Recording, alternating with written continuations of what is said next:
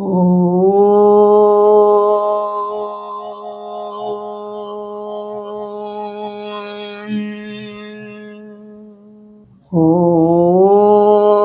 நம சிவாய. ஓம் அகஸ்தீஸ்வராய நமः. நம சிவாய. அகத்தின் ஈசனை காண்க என்ற தலைப்பின் கீழ் வரும் 18 சித்தர்களின் பாடலை ஒன்றின் பின் ஒன்றாக பார்த்து கொண்டு வருகிறோம். இப்பொழுது பாம்பாட்டி சித்தரின் பாடலை ஒன்றின் பின் ஒன்றாக பார்த்து கொண்டு வருகிறோம். அதில் இன்று அவர் பாம்பு என்றால் அந்த குண்டலினி சக்தியை தான் கூறுகிறார். அந்த குண்டலினி சக்தியின் பெருமையையும் அதை எதற்காக அவர் பாம்பு பாம்பு என்று கூறுகிறார் என்பதையும் பற்றியுள்ள பாடல்களை நான் தொகுத்திருக்கிறேன். அதை காண்போமா? இந்த பாடல் எல்லோருக்கும் மிக பிரசித்தமான பாடல், பிரசித்தி பெற்ற பாடல். இது நாட்டிய கலைஞர்கள் கூட இந்த பாடலுக்காக நடனம் ஆடுவார்கள். அதனால் இந்த பாடலை பார்ப்போம். நாதர் முடி மேலிருக்கும் நாகப்பாம்பே, நச்சுப்பையை வைத்திருக்கும் நல்ல பாம்பே, பாதலத்தில் குடிபுகும் பைக்கோள் பாம்பே, பாடி பாடி நின்று விளையாடு பாம்பே. இது பாம்பை பற்றி கூறுகிறது என்பதுதான் நம்மளுடைய எல்லாருடைய கருத்தாக இருக்க முடியும். இதன் பொருள் என்னவென்றால், சிவபெருமானின் முடியின் மீது அமர்ந்திருக்கும் நாகப்பாம்பே. நாதர் முடி மேலிருக்கும் நாகப்பாம்பே, சிவபெருமானின் முடி மீதிருக்கும் நாகப்பாம்பே, நச்சுப்பையை வைத்திருக்கும் நல்ல பாம்பே. நல்ல பாம்பு என்றாலே, சர்ப்பம் என்றாலே அதற்கு நச்சு அதிகம் உள்ள பாம்பில் ஒன்றுதான் அது வைத்திருக்கும். ஆனால் என்னவென்றால், அது எல்லோரையும் தீண்டிவிடாது. அதற்கான கர்மங்களை செய்திருந்தால்தான் அந்த பாம்பு தீண்டுமே தவிர எல்லோரையும் நாகப்பாம்பு தீண்டாது. அவ்வளவு சத்தியம் வாய்ந்த பாம்பு என்று கூறுவார்கள். பாதலத்தில் குடிபுகும் பைக்கோள் பாம்பே, அது புற்றின் உள் எவ்வாறு குடிபோகும்? புற்று அகத்து பாதலத்தில் போய் இருந்து கொள்ளுமா. புற்றில் நுழைந்து பாதாளத்தில் குடியேறும் படம் வைத்திருக்கும் பாம்பே. வைக்கோல் பாம்பே என்றால் படம் வைத்திருக்கும் பாம்பே. அது படம் எடுத்தால்தான் அது நச்சுப்பையை சுரக்கும். அதற்கு பிறகுதான் அது மற்றவர்களை தீண்டும் என்று கூறுவார்கள். பாடி பாடி நின்று விளையாடு பாம்பே, அதாவது ஒரு பாம்பை நாதத்தினால்தான் அதை எழுப்ப முடியும். அந்த நாதம் வந்துவிட்டால், அதற்கான நாதம் அது கேட்டுவிட்டால் அது மேலே எழும்பி ஆனந்தமாக நடனமாடும். ஒரு மயக்கத்திலே அது நடனமாடும்.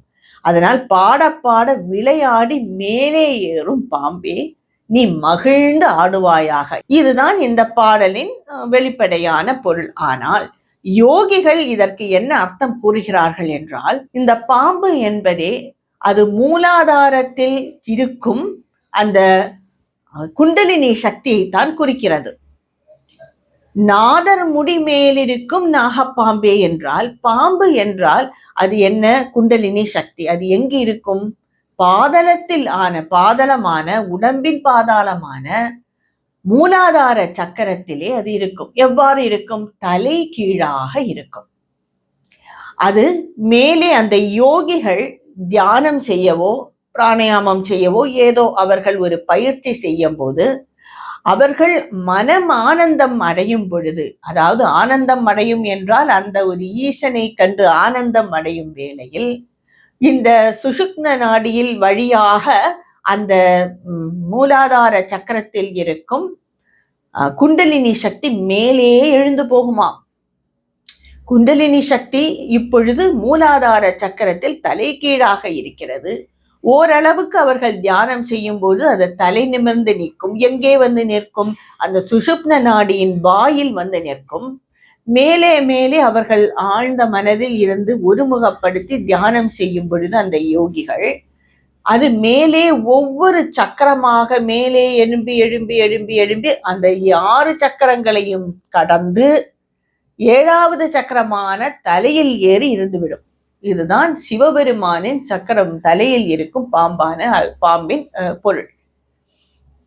மற்றவர்களுக்கெல்லாம் ஒரு சாதாரண யோகியானால், பெரும் யோகி இல்லாமல் சாதாரண சிறிய யோகியானால், அவர்கள் கண் விழித்த உடனேயே அந்த பாம்பு மீண்டும் கீழே இறங்கி மூலாதாரத்தில் போய் இருந்து கொள்ளும். பெரிய ஞானிகளோ பெரிய யோகிகளோ ஆனால், சிவபெருமானே ஒத்த யோகிகளானால் பெரிய சிவயோகிகள் இருப்பார்கள். அவர்கள் கண் விழித்தாலும் அந்த பாம்பு அங்கே இருக்கும். ஏனென்றால் கண் விழித்தால் உடனே மற்றவர் நாம் எல்லாம் உலகத்தை காண ஆரம்பித்து விடுவோம். அவர்கள் அவ்வாறு அல்ல. என்னதான் கண் விழித்திருந்தாலும் அவர்கள் அந்த உள் இருக்கும் அந்த ஆத்மாவிலே, அந்த ஈசனிலேயே லயித்திருப்பார்கள். சிவனானால் அந்த ஆத்மாவிலேயே பிரம்மமாக லயித்திருப்பார். அதனால் அந்த பாம்பு அங்கேயே இருக்கும். அது கழுத்தில் இருக்கலாம், இல்லை தலையில் இருக்கலாம். அது குறிப்பது, அந்த சித்தீகரிப்பது அந்த சுஷுப்ன நாடியின் வழியாக வரும் குண்டலினி சக்தியை. இப்பொழுது அது பாதாளமான மூலாதார சக்கரத்தில் இருக்கிறது. அதுதான் பாதாளத்தில் குடிபுகும் பைக்கோன் பாம்பை. அது படம் எடுத்து ஆடும், படம் எடுத்து பாம்பு ஆடும். ஆனா இந்த குண்டலினி சக்தியில் என்ன செய்யும் என்றால் அது தலை விரித்து, அது தலையை மேலே தூக்கி கொள்ளும். அதைத்தான் அப்படி கூறுகிறார்கள். யோகம் செய்ய செய்ய, அதாவது பாட பாட, நாதம் ஏற ஏற அது மேலே எழுவது போல், பாம்பு அசைவது போல் இது மேலே எழுந்து வரும். இதுதான் இந்த பாடலின் யோகிகள் கூறும் பொருளானது. நாதர் முடி மேலிருக்கும் நாகப்பாம்பே, நச்சுப்பையை வைத்திருக்கும் நல்ல பாம்பே, பாதலத்திற்குடி புகும் பைக்கோல் பாம்பே, பாடி பாடி நின்று விளையாடு பாம்பே. மேலும் இந்த குண்டலினி சக்தியை பற்றிய ஒரு பாடல் இருக்கிறது. வலை புகும் போதே தலை வாங்கும் பாம்பே, மண்டலமிட்டு உடல்வலை வண்ணப் பாம்பே, தலை கஞ்சி நின்றிடும் சத்திய பாம்பே, தலையெடுத்தே விளையாடு பாம்பே. வலை என்றால் புற்று. பாம்பு எவ்வாறாக புற்றுக்குள் நுழையும் பார்த்திருப்போம் நாம் எல்லோரும். தலை கீழாக போகும். முதலில் தலையை வைக்கும், அதற்கு பிறகுதான் அது போகும். அவ்வாறு சென்று அந்த புற்றின் உள்ள பாதாளத்திற்கே, ஆழத்திற்கு சென்று இருந்துவிடும். அங்கேயே இருக்காது. என்ன செய்யும்? மண்டலமிட்டு உடல் வலை வண்ணப்பாம்பை, அது ஒரு 2-3 சுற்றுகளாக சுற்றி தலை கஞ்சி நின்றிடும் சத்திய பாம்பை. வெளியில் வராது. வெளியில் வந்தால் யாராவது அதை தடை செய்து விடுவார்கள், பிடித்து விடுவார்கள் என்று அங்கேயே நிற்கும். தலையெடுத்தே விளையாடு பாம்பே. அவ்வாறு நீ நிற்க வேண்டாம், நீ தலையெடுத்து ஆடு. எவ்வாறு இருக்கும் அந்த புற்றுக்குள்? அந்த புற்றின் வாயிலே தலையை வைத்து கொண்டு பார்த்து கொண்டே இருக்கும், ஏதாவது இரை போகிறதா என்று. ஏதாவது இரை வந்தால் உடனே அது பிடித்து கொள்ளும். ஏன் வெளியில் வருவதில்லை? யாராவது அதை பிடித்து விடுவார்கள் என்று. அவ்வாறாக எல்லாம் நீ தடை செய்ய வேண்டாம், உன்னை யாரும் தடை செய்ய மாட்டார்கள், நீ மேலே எழுந்து வா பாம்பே என்று அவர் கூறுவது. இது பாம்பை பற்றிய வெளிப்படையான அடையாளங்கள்.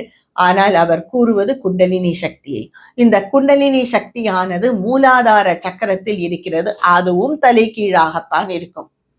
யோகிகள் தியானம் செய்ய செய்ய அது படம் எடுப்பது போல், பாம்பு எவ்வாறு படம் எடுக்குமோ அதுபோல் அதன் தலை நிமிர்ந்து நிற்கும். அது தாமரை மலர் மொட்டு போல் இருக்கும் என்று கூறுவார்கள்.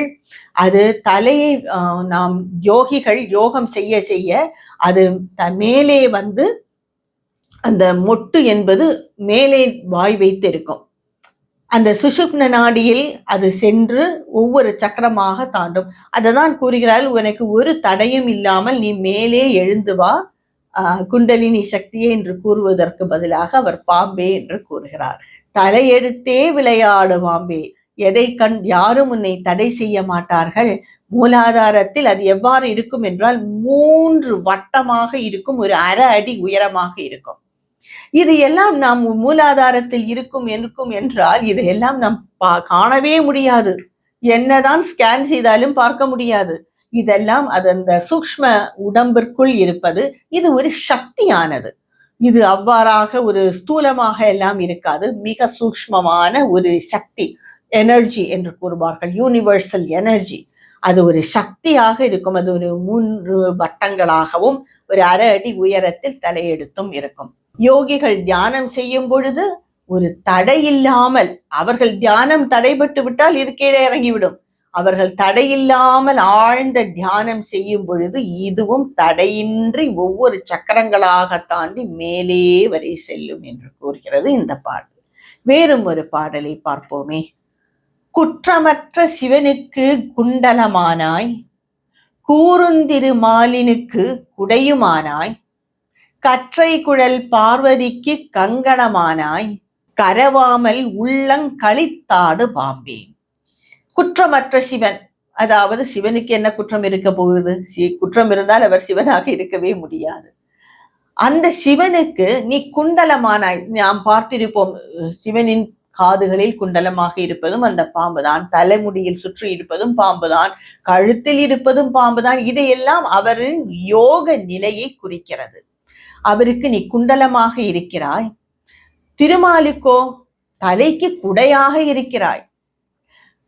கற்றை குழல் பார்வதிக்கு அழகான அந்த பார்வதி தேவிக்கோ நீ கங்கணமாக வளையலாக இருக்கிறாய். கரவாமல் ஒளியாமல் மறையாமல் உள்ளங்கனிந்து ஆடு பாம்பே, நீ உள்ளம் கழித்து நீ ஆடுவாயாக பாம்பே. அதாவது இந்த பாடல் என்ன கூறுகிறது என்றால், சிவபெருமான் ஆனாலும் சரி, திருமால் ஆனாலும் சரி, பார்வதி தேவி ஆனாலும் சரி, இவர்கள் 3 பேருமே யோக நிலையில் இருப்பவர்கள், இந்த குண்டலினி சக்தியுடன் தொடர்பு வைத்திருப்பவர்கள். சிவபெருமான் அவருடைய சிரசிலே, அந்த தலையிலும் கழுத்திலும் குண்டலினி சக்தி எப்பொழுதும் இருக்கும். ஏறி, மூலாதாரத்திலிருந்து ஏறி இருக்கும். அவர் எப்பொழுதுமே அந்த ஒரு இடத்தில் இருந்து அந்த குண்டலினி சக்தியுடன் தொடர்பு வைத்திருப்பார். திருமாலோ நடு உடலில் அவர் தொடர்பு வைத்திருப்பார். பார்வதி தேவியோ மூலாதாரத்திலே தொடர்பு வைத்திருப்பார். இவர் மூவருமே யோகிகள். இவர்கள் மூவரும் மட்டுமல்ல, இந்த பாம்பாட்டி சித்தர் இந்த மூவரையும் கூறுகிறார். வேறு பல நாம் தெய்வங்களானாலும் சரி, முருகனானாலும் சரி, கருமாரியம்மன் ஆனாலும் சரி, பல தெய்வங்களுக்கு நாம் பாம்பு குடை போல உள்ளதை நாம் பார்த்திருப்போம். இது எல்லாம் என்ன சித்தீகரிக்கிறது, குறிக்கிறது என்றால், அவர்கள் யோக நிலையில் உள்ள தெய்வங்கள். அவர்கள் மிகவும் ஆழ்ந்த தியானத்திலேயே இருப்பவர்கள். அவர்கள் யோக நிலையில் உள்ளவர்கள். அதனால் தான் அந்த குண்டலினி சக்தி அவர்களின் தலைமேலே குடையாக இருக்கிறது என்பதை காண்பிக்கவே இவ்வாறாக அவர்கள் காட்சியளிக்கிறார்கள். இதுதான் இந்த குண்டலினி சக்தியை பற்றி மிகவும் பெருமையாக கூறியிருக்கும் பாடல்களில் சில. இது பாம்பாட்டி சித்தரின் பாடல். மேலும் சில பாம்பாட்டி சித்தரின் பாடலை என்னுடைய அடுத்த வீடியோவில் காண்போம். ஓம் நம சிவாய.